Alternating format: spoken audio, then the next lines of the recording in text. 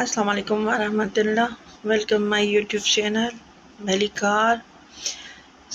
آج کا میرا ٹاپک ہے سفر میں حفاظت کے لیے پہلا وظیفہ.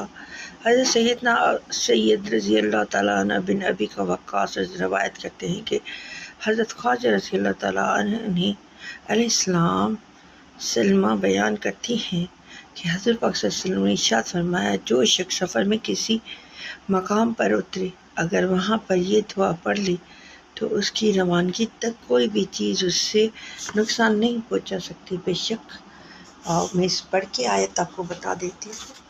اعوذ باللہ من الشیطان الرجیم، بسم اللہ الرحمن الرحیم. اعوذ بکلمات اللہ التامات من شر ما خلق.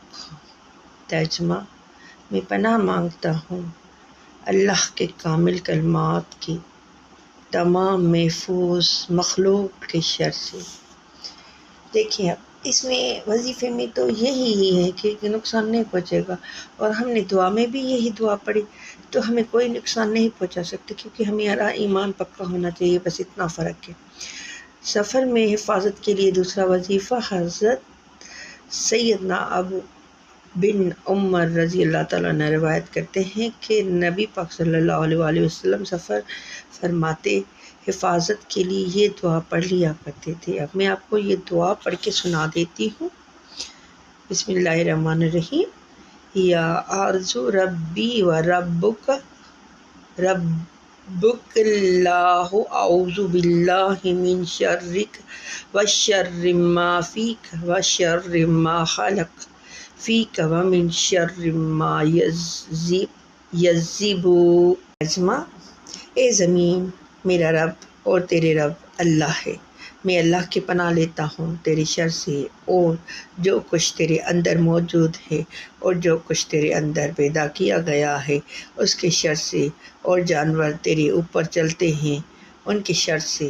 بے شک اللہ کے نبی نے دعا پڑھی ہے تو ہم بھی پڑھ لیں گے. آگے: علیک و اعوذ باللہ من اسعد و اسود و من الحیات والعقرب و من ساکن البلد و من والد و ما ولد.